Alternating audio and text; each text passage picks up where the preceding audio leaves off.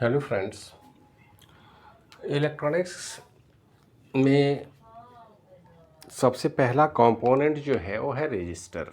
Register के विषय में थोड़ा बहुत तो सारे बच्चे पढ़ते ही हैं, और ख़ास करके 9th 10th 11 12 में भी साइंस के बुक में दिया गया है और पढ़ाया जाता है बच्चों को। तो हम ये मान के चल रहे हैं कि बेसिक अंडरस्टैंडिंग आपको होगी, लेकिन ये उन बच्चों के लिए है जो इसको पूरे मन से नहीं पढ़े हैं या इलेक्ट्रॉनिक सर्किट में इंटरेस्ट रखते हैं, अब वो उसको ठीक से जानना चाहते हैं। तो बेसिक जो पॉइंट है, जितना कुछ हमको सर्किट के अंडरस्टैंडिंग के लिए ज़रूरी है वो उस पर हम लोग डिस्कशन करेंगे, और हम आसानी से समझने की कोशिश करेंगे कि रजिस्टर जो पहला पैसिव कंपोनेंट है किसी भी इलेक्ट्रॉनिक सर्किट का, इलेक्ट्रॉनिक्स बिल्डिंग ब्लॉक का जो पहला स्तंभ है वो है रजिस्टर। किसी भी इलेक्ट्रॉनिक सर्किट में सबसे ज़्यादा जो कंपोनेंट इस्तेमाल किए जाते हैं वो है रजिस्टर। तो रजिस्टर एक्चुअल में एक कंपोनेंट है आज जिसका नेचर होगा अपोज करना, इलेक्ट्रिक करंट के फ्लो का अपोजिशन पैदा करना, फ्लो में बाधा उत्पन्न करना। ये बड़े काम के डिवाइस हैं, और इनके विषय में अगर समझना हो तो एक ऐसा कंपोनेंट जो रेजिस्टिव नेचर का है, जो इलेक्ट्रॉन के फ्लो में रुकावट पैदा करेगा, उसके विषय में हम जानने की कोशिश कर रहे हैं। देखते हैं क्या। देखिए, सबसे पहला डिफिनीशन के तौर पर अगर कहा जाए तो बोलता है कि रेजिस्टेंस इज द प्रॉपर्टी। ये एक नेचर है, बिहेवियर किसी भी पदार्थ का, by which it opposes the flow of electric current. Electric current के बहाव का विरोध करता है। स्वाभाविक है, किसी भी इलेक्ट्रॉनिक सर्किट की बात करेंगे तो पावर सोर्स के थ्रू अगर उसको हम कनेक्ट करेंगे तो रेजिस्टेंस उसमें जाने वाले करंट को रोकने की कोशिश करेगा। क्यों हम रोकते हैं भाई? हमको तो सर्किट को करंट देना है, लेकिन सर्किट को कंट्रोल्ड वे में करंट देने की ज़रूरत होती है, ताकि बैटरी के लॉन्ग लाइफ तक और सर्किट को जितनी ज़रूरत है क्योंकि पावर सोर्स के पास जितना भी एनर्जी है सबको हम इमीडिएट कंज्यूम तो नहीं करेंगे। हम चाहेंगे कि कम से कम एनर्जी ड्रॉ हो और हमारा काम हो जाए। तो इसके लिए सबसे पहला जो कंपोनेंट है वो रजिस्टर है। एक्चुअल में अगर हम कहें तो आप इस तरह से सोच सकते हैं कि मान लेते हैं एक प्लेट है, कंडक्टर मतलब मान लेते हैं ये एल्यूमिनियम का प्लेट है, ये कंडक्टर है। और एक अगर हम प्लास्टिक की बात करते हैं, रबर की बात करें, तो प्लास्टिक मटेरियल जो है वो इंसुलेटर है,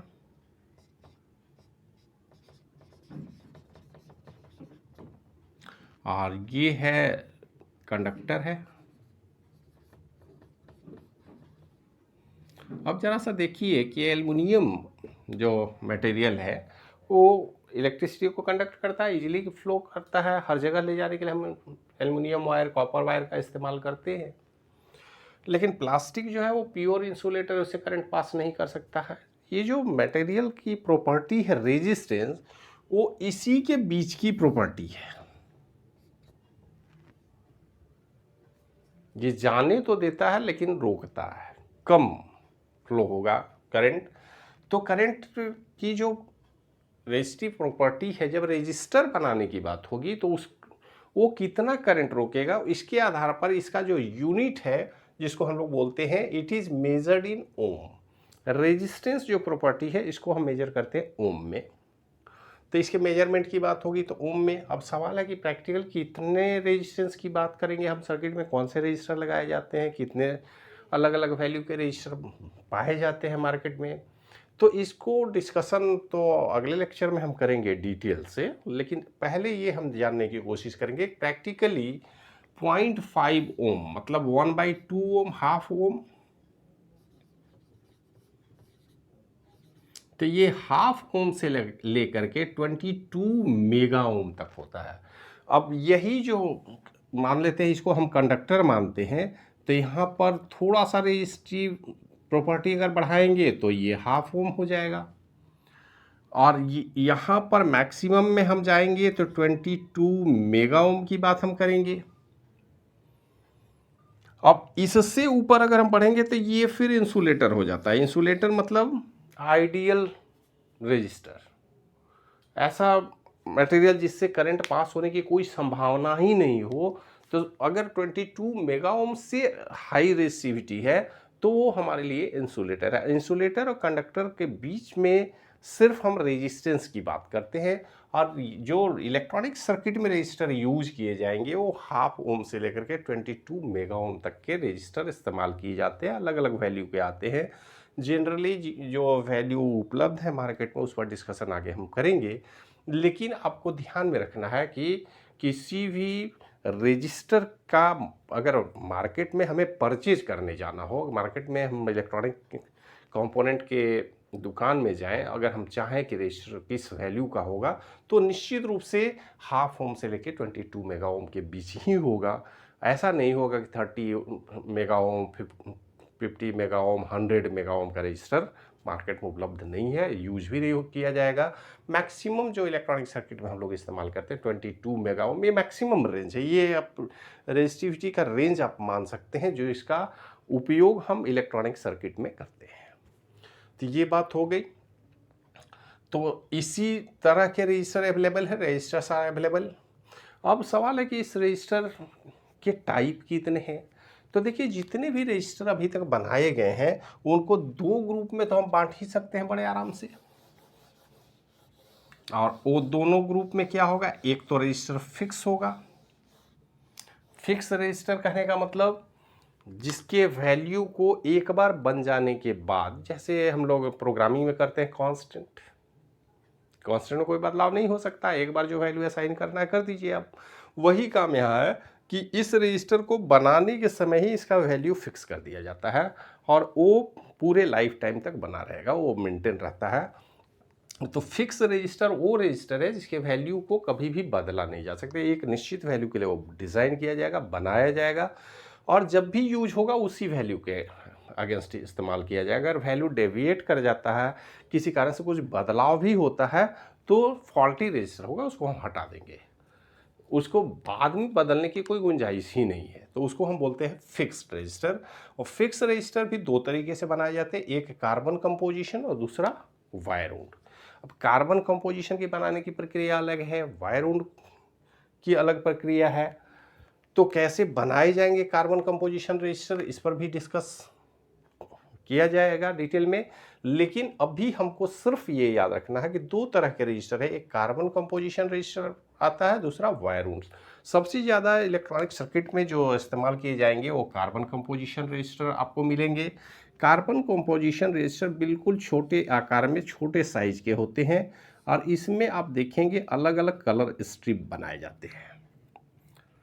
तो इंटरनल डिज़ाइन क्या है उस पर डिस्कशन करने के पहले हम उस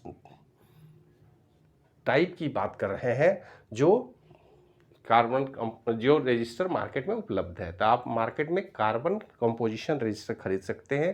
कार्बन रजिस्टर भी कोई बोलते हैं, और सिंपल भी अगर रजिस्टर हम बोलते हैं तो कार्बन कंपोजिशन ही मार्केट में आपको मिलेगा। अगर सिंपल रजिस्टर आप बोलते हैं तो इसका मतलब होता है कार्बन कंपोजिशन। ये बहुत पॉपुलर कॉम्बिनेशन है सर्किट डिज़ाइन रजिस्टर डिज़ाइनिंग का। कार्बन कंपोजिशन अलग अलग पावर रेटिंग में मिलते हैं, ये ध्यान में रखना है। ये पावर रेटिंग 1/8 वाट हो सकता है, पावर तो हमेशा वाट में काउंट करेंगे। 1/4 जिसको क्वार्टर वाट हम बोलते हैं, 1/2 वाट में हो सकता है, 1 वाट का होता है, और फिर 2 वाट का मिलेगा। तो आप देख सकते हैं कि कार्बन कंपोजिशन रजिस्टर पावर के आधार पर भी ये अलग अलग 1/8, 1/4, क्वार्टर वाट, हाफ वाट, 1 वाट और 2 वाट होता है, जिसमें सबसे ज़्यादा अगर इस्तेमाल किया जाता है इलेक्ट्रॉनिक सर्किट में तो क्वार्टर वाट के रजिस्टर इस्तेमाल किए जाते हैं। छोटे साइज के होते हैं और बहुत आयत में आपको हर सर्किट में मिल जाएंगे। ये रजिस्टर सबसे ज़्यादा इलेक्ट्रॉनिक सर्किट पर उपलब्ध होते हैं। अब इनको पहचानेंगे कैसे वो आगे हम लोग देखेंगे, लेकिन आपको ध्यान में रखना है कि कार्बन कंपोजिशन रजिस्टर, क्वार्टर वाट रजिस्टर वो सबसे ज़्यादा इस्तेमाल किए जाते हैं इलेक्ट्रॉनिक सर्किट के डिज़ाइनिंग में। फिर ये वायर वुंड रजिस्टर क्या है, तो वायर वुंड देखिए एक निश्चित रूप से एक इंसुलेटिंग मटेरियल के ऊपर हम वायर को लपेट करके बनाते हैं, और सबसे बड़ी बात है कि इसके ऊपर भी इंसुलेशन का कोटिंग हम कर देते हैं ताकि ये बाहर में वायर नहीं दिखे। ये वायर इंडक्टर का वायर नहीं है, ये ध्यान में रखना आपको। तो ये जो वायर उंड रजिस्टर है ये तार को लपेट कर, सेलेनियम वायर जनरली इस्तेमाल किए जाते हैं, रेजिस्टिव वायर है।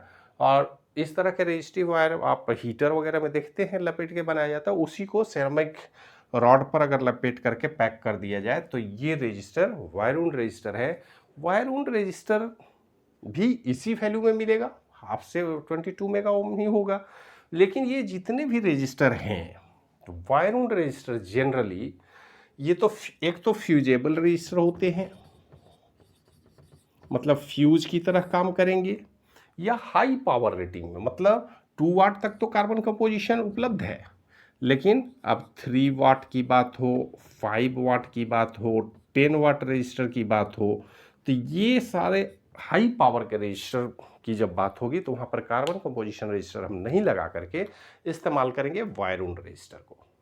और कहीं कहीं तो ये फ्यूज की तरह भी काम करता है, फ्यूज की जगह पर लगा देते हैं, कोई गड़बड़ी हो गई सर्किट में, कहीं शॉर्ट सर्किट होगा तो ये ओपन हो जाता है, हीट के कारण इसका वायर ही टूट जाता है, तो फ्यूज की तरह भी कहीं कहीं सर्किट में इस्तेमाल किया जाता है। लेकिन ये वायर उंड रजिस्टर है, वायर उंड रजिस्टर ज़्यादा गर्मी को बर्दाश्त कर सकता है, बहुत देर से ख़राब होगा, और इसमें इस तरह से डिज़ाइन किया जाता है कि जहाँ भी पावर ज़्यादा कंजम्पशन हो, जहाँ हीट को सहने की ज़्यादा क्षमता वाले कंपोनेंट सर्किट की ज़रूरत होगी, वहाँ पर हम उस वायर उंड रजिस्टर की ज़रूरत पड़ती है, उसका इस्तेमाल हम कर सकते हैं। ये दोनों ही कार्बन कंपोजिशन रजिस्टर हो या वायर उंड रजिस्टर हो, इसको सिंबल इसका सेम है, इसके सिंबल में कोई अंतर नहीं है, सिर्फ इसके वैल्यू और वाटेज की बात हम करते हैं। मार्केट में जब भी हम रजिस्टर परचेज करने जाएंगे तो निश्चित रूप से हमें उसका वैल्यू और उसका वाट बताना होगा दुकानदार को। सामने वाले को अगर आप नहीं बताएंगे तो कैसे रजिस्टर देगा? तो रजिस्टर का वैल्यू और वाट, जैसे अगर हम मार्केट में कहीं लेने जाए, अगर हम बोले कि हमको 100 ओम और 1/4 वाट का रजिस्टर चाहिए, तो दुकानदार को उस रजिस्टर को निकाल करके देने में सुविधा हो जाएगी, आप खरीद सकते हैं। रजिस्टर का कॉस्ट बहुत ही कम होता है, बहुत ही सस्ता होता है। आप अगर चाहें तो आराम से इलेक्ट्रॉनिक के दुकान पर जा कर के 2-4 अलग अलग वैल्यू के रजिस्टर परचेज कर सकते हैं, देख सकते हैं, समझ सकते हैं। तो ये तो हुआ फिक्स रजिस्टर की बात। रजिस्टर वेरिएबल भी होता है, वेरिएबल और रजिस्टर है, इनके डिज़ाइन को थोड़ा सा हम बदलाव करते हैं। और ये रजिस्टर फिक्स तो नहीं हो सकता, नाम ही है वेरिएबल, लेकिन एक मैक्सिमम रेंज होता है। एक्चुअल में देखिए इस रजिस्टर का कंडीशन क्या है कि ए एक रजिस्टर है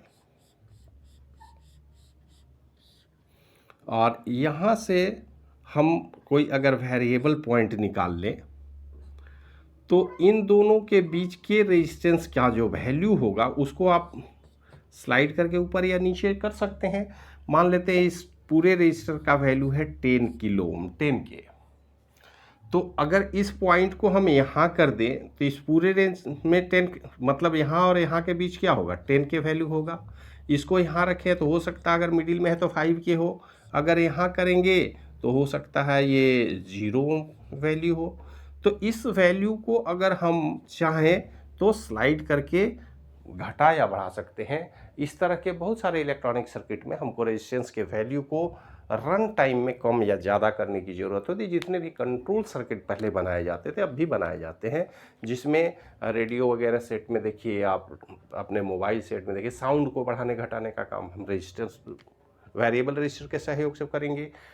ब्राइटनेस को बढ़ाने घटाने का काम, कॉन्ट्रास्ट को चेंज करने का, तो जहाँ भी वेरिएशन की ज़रूरत होती है परफॉर्मेंस में, वहाँ पर सबसे अच्छा रजिस्टर है हमारे पास, या तो वेरिएबल में पोटेंशियोमीटर होगा या फिर इसके दोनों ही पॉइंट को एक साथ जोड़कर जनरली बना देते हैं। इसका कॉमर्शियल नाम प्रीसेट या पोटेंशियोमीटर है। पोटेंशियोमीटर थोड़ा बड़े साइज का होगा, प्रीसेट छोटे छोटे साइज में आता है, जो आसानी से इलेक्ट्रॉनिक सर्किट पर लगाए जाते हैं और ज़रूरत पर उनको आसानी से चेंज किया जा सकता है। तो ये वेरिएबल रजिस्टर है।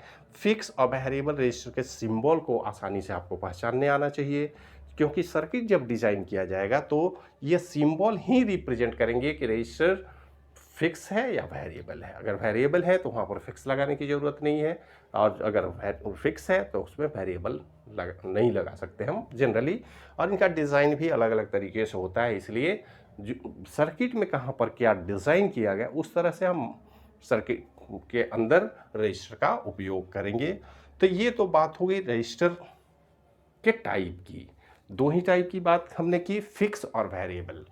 फिक्स रजिस्टर वो है जिसका वैल्यू कांस्टेंट होगा, अब वेरिएबल वो है जो रन टाइम में प्रोग्राम के बीच में या डिज़ाइन के बाद जिसको हम अपने कंट्रोल में रखते हैं। यूजर को हम कंट्रोल जनरली प्रोवाइड कर देते हैं। आम यूजर भी इलेक्ट्रॉनिक सर्किट का जो उपयोग कर रहा है वो आसानी से वेरिएबल रजिस्टर के वैल्यू को बदल करके उसके परफॉर्मेंस को बदल सकता है। तो ये तो बात हुई फिक्स और वेरिएबल रजिस्टर की। अब नेक्स्ट पॉइंट क्या कहता है, जरा सा देख लिया जाए। नेक्स्ट पॉइंट ये कहता है कि इसका यूज क्या है। इस जो रजिस्टर की बात हम कर रहे हैं एक सर्किट में, तो उसका क्या यूज होगा, जरा सा पहले हम लोग विचार करें कि एक हमारे पास बैटरी सेट है। इस बैटरी सेट में कुछ भी हो सकता है, मान लेते हैं 5 वोल्ट का एक बैटरी है, यहाँ पर पॉजिटिव है, यहाँ पर निगेटिव है, और इसके अंदर एक सर्किट हमने लगा रखा है, एक रजिस्टर लगाया है 1K का। तो सबसे छोटा जो इलेक्ट्रिकल या इलेक्ट्रॉनिक सर्किट होगा ये सर्किट है। ये है पावर सोर्स, ये है पावर सोर्स जो वोल्टेज के रूप में सप्लाई करेगा, और इस वोल्टेज से इस सर्किट के साथ हमने कनेक्ट कर रखा है। तो सर्किट क्या करेगा, इसके थ्रू होके जाने वाले करंट का अपोज करेगा। अगर अपोज करेगा तो कितना करेगा, स्वाभाविक है कि अगर सर्किट के अपोजिशन की बात होगी तो according to their resistance value ये अपोज करेगा।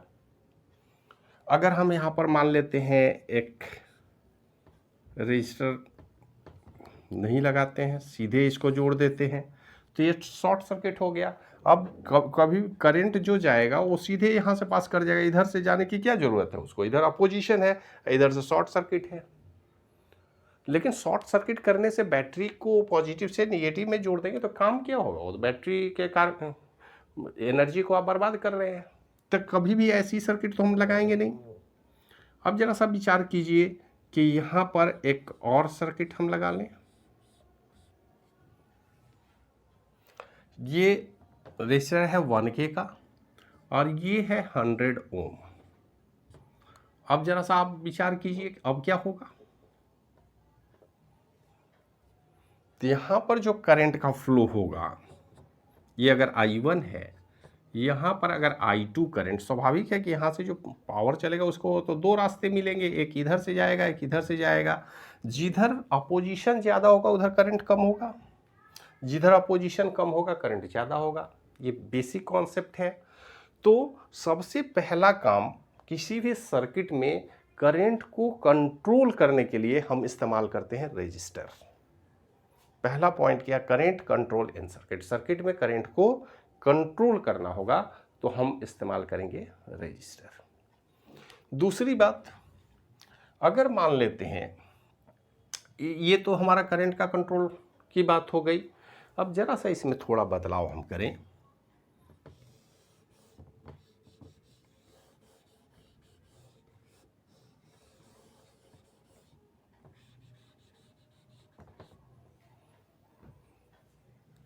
अगर हमें इस 5 वोल्ट के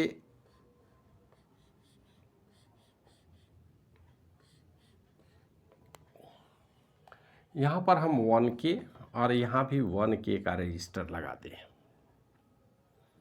तो इस पॉइंट पर हमारा वोल्टेज क्या होगा।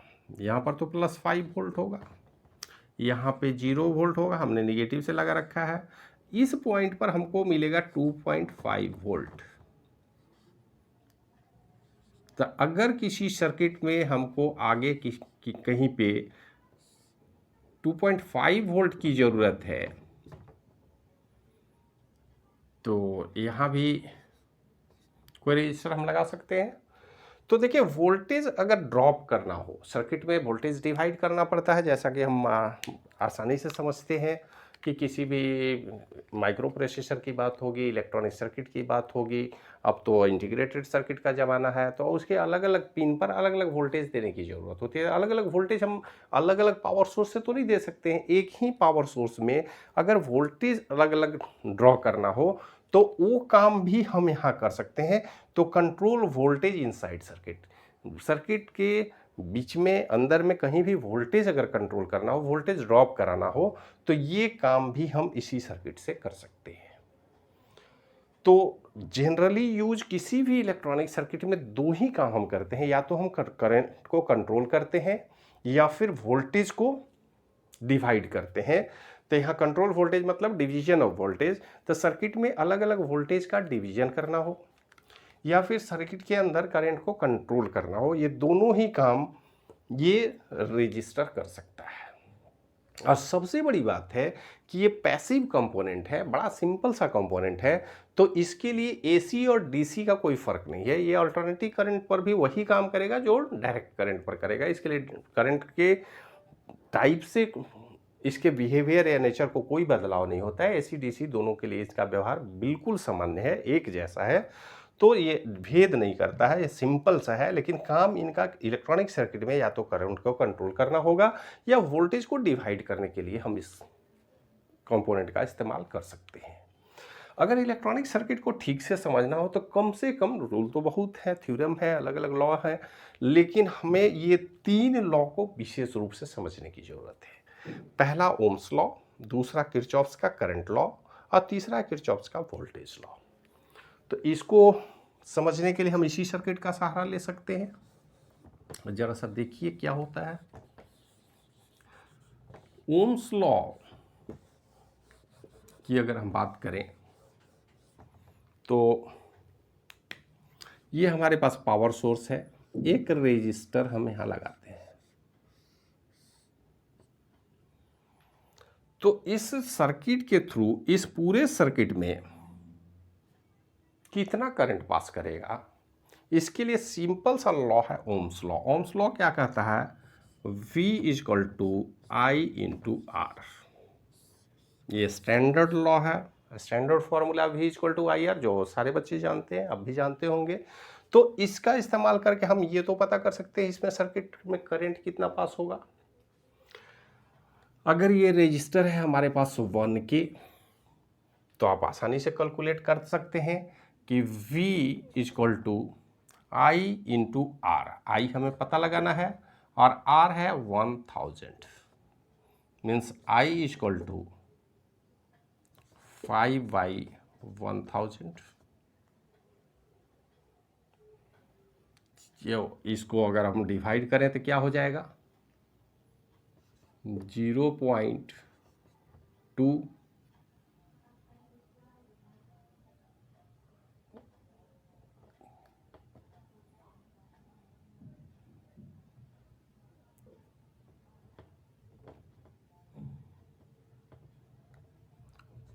ये 200 मिली एम्पियर करीब आएगा।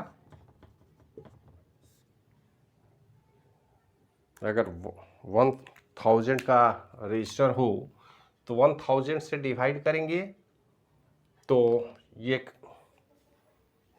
एक मिनट,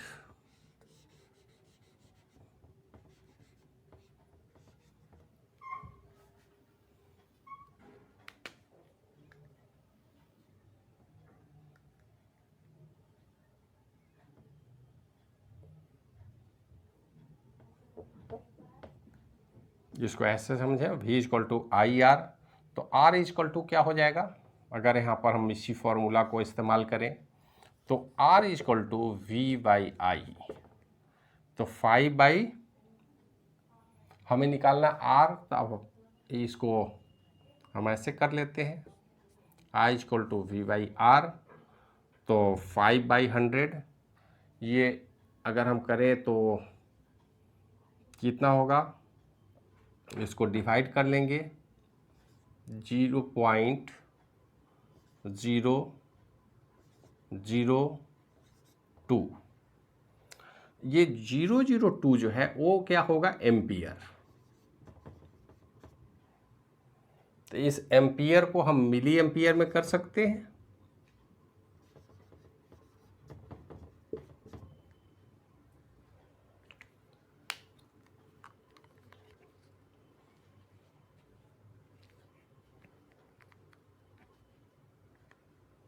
तो ये 2 मिली एम्पियर करंट यहाँ से पास करेगा। अगर हमको करंट और बढ़ाना हो, स्वाभाविक है रेजिस्टर को अगर हम कम करेंगे तो करंट बढ़ता चला जाएगा।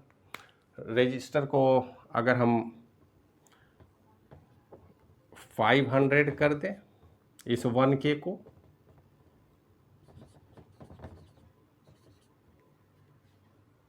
तो आप समझ सकते हैं कि कितना हो जाएगा।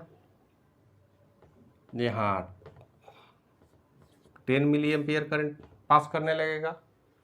तो जैसे जैसे हम रेजिस्टर को चेंज करेंगे, करंट, रेजिस्टर को कम करें तो करंट बढ़ेगा, करंट, रेजिस्टर को कम करेंगे तो करंट बढ़ेगा, रेजिस्टर को बढ़ाएंगे तो करंट कम होगा। हम इस पर डिटेल डिस्कशन यहाँ नहीं करेंगे, आप सिर्फ ओम्स लॉ को ध्यान रखें। ये फॉर्मूला आपको याद रखना, V=IR। तो V=IR बहुत ही पॉपुलर वोल्टेज, करंट और रेजिस्टेंस के बीच में इलेक्ट्रॉनिक सर्किट के डिज़ाइनिंग में ये बड़ा इम्पोर्टेंट रोल प्ले करता है, जिसको आप आसानी से समझ पाएंगे। इससे संबंधित कुछ अगर क्वेश्चन वगैरह कर लें आप तो आसानी होगी समझने में।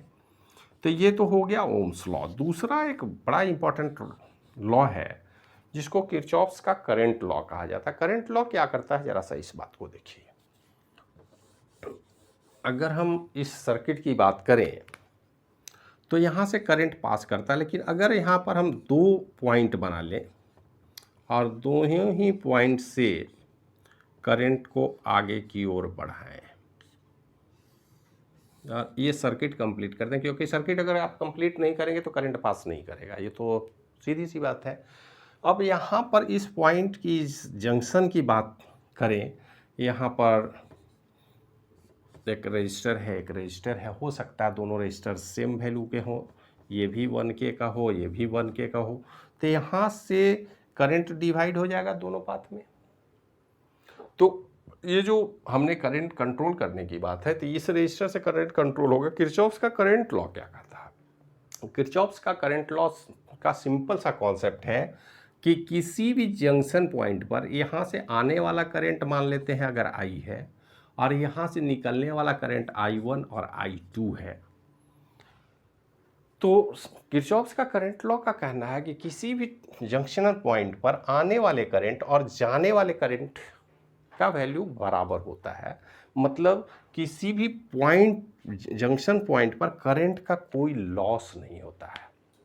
ये आसानी से हम लोग इस्तेमाल भी करते हैं। सर्किट को देखेंगे कि जहाँ भी कनेक्ट करना पड़ता है, बहुत तेज बढ़िया से कनेक्शन की बात होती है, उसको इस तरह से जोड़ा जाए कि यहाँ पर कोई रेजिस्टिव प्रॉपर्टी डेवलप ना हो, और वायर को बढ़िया से अगर हम लगा देंगे तो यहाँ पर करंट का लॉस नहीं होता है, यहाँ पर कोई एनर्जी लॉस नहीं होता। क्यों लॉस नहीं होता है? किरचॉफ्स का करंट लॉ का कहना है कि जितना भी एनर्जी आएगा उतना डिस्ट्रीब्यूशन में जो वहाँ से पास होने वाला करंट है वो बराबर होता है। तो जंक्शन के पॉइंट पर कोई करंट लॉस नहीं होता है, बशर्ते कि कोई रेजिस्टिव प्रॉपर्टी डेवलप नहीं हो, ढीला ढाला नहीं हो, कार्बन नहीं लगे, तो वहाँ पर किसी तरह के करंट लॉस की बात नहीं होती है। तो सर्किट के अंडरस्टैंडिंग में इस बात की ज़्यादा ज़रूरत होती है। दूसरा कॉन्सेप्ट किरचॉफ्स का वोल्टेज लॉ है। वोल्टेज लॉ का क्या कहना है उसको भी ज़रा सा समझ लें। सिंपल वे में समझाने की हम कोशिश करेंगे, बाकी आप बुक वगैरह पढ़ के फॉलो करके समझ लेंगे उसको।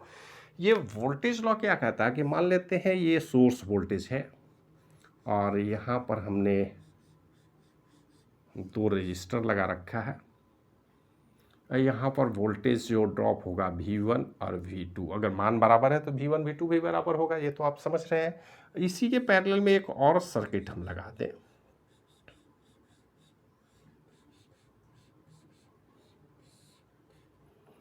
अब जरा सा देखिए, यहाँ पर हमने R1 और R2 रजिस्टर लगाया है, यहाँ पर R3, R4 और R5 लगाया है। किसी भी रजिस्टर से करंट पास होगा, ये अपोज करेगा तो यहाँ वोल्टेज ड्रॉप होगा उसके अगेंस्ट। तो यहाँ पर वोल्टेज जो ड्रॉप हो रहा है V1 है, ये V2 है, और यहाँ पर ऐसा हम मान लेते हैं कि यहाँ पर जो वोल्टेज ड्रॉप है वो V3, यहाँ पर वोल्टेज V4, और यहाँ पर जो वोल्टेज ड्रॉप है वो V5 है। तो किरचॉफ्स का वोल्टेज लॉ क्या कहता है, ज़रा गौर से देखिए कि ये जो सप्लाई वोल्टेज है जिसको हम V मान रहे हैं, अभी 5 V की बात ना करें, ये जो भी वोल्टेज हो उससे मतलब नहीं, तो ये this V is equal to V1 plus V2, it is also equal to V3 plus V4 plus V5।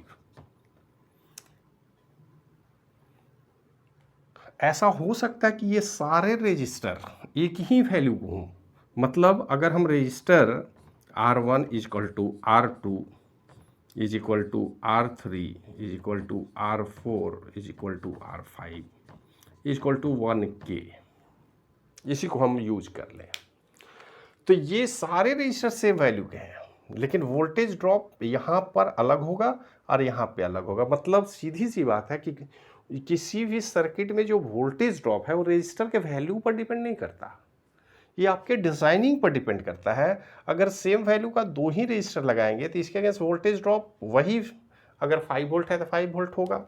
अब जरा सा आप विचार कीजिए, एक रजिस्टर यहाँ पर हम लगा लें सिंगल, तो इसके अगेंस्ट वोल्टेज ड्रॉप 5 वोल्ट होगा। यहाँ पर जो वोल्टेज होगा ये दोनों मिलके 5 वोल्ट होगा। यहाँ पर V1 V4 और V3 V4 और V5 है, तो यहाँ का वोल्टेज ड्रॉप भी मिलके 5 वोल्ट ही होगा। किरचॉफ्स का वोल्टेज लॉ ये कहता है कि किसी भी सर्किट में सप्लाई वोल्टेज और ड्रॉप वोल्टेज का मान बिल्कुल बराबर होता है। यहाँ पर रजिस्टर के वैल्यू को वोल्टेज ड्रॉप से कुछ भी लेना देना नहीं है, तो इस बात को ध्यान में रखेंगे। ये बेसिक कॉन्सेप्ट हमने बताया, ऐसे सर्किट का अंडरस्टैंडिंग बड़ा ज़रूरी होता है समझना, सर्किट के लूप को समझना, सर्किट के पाथ को समझना, उसके अंदर होने वाले वोल्टेज ड्रॉप को समझना, करंट के डिवीजन को समझना, और ओम्स लॉ तो पॉपुलर है ही, V इक्वल टू IR, तो इसको आप लोग ज़रूर ध्यान में रखेंगे।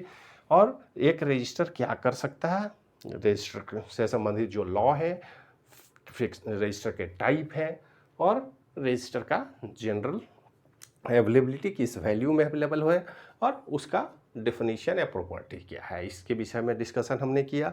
अब नेक्स्ट लेक्चर में हम लोग देखने की कोशिश करेंगे कि आखिर ये रजिस्टर बनाए कैसे जाएंगे, अलग अलग रजिस्टर के बनाने का तरीका क्या है, इसके वैल्यू को समझेंगे कैसे, इस पर डिस्कशन करेंगे अगले लेक्चर में। तब तक धन्यवाद।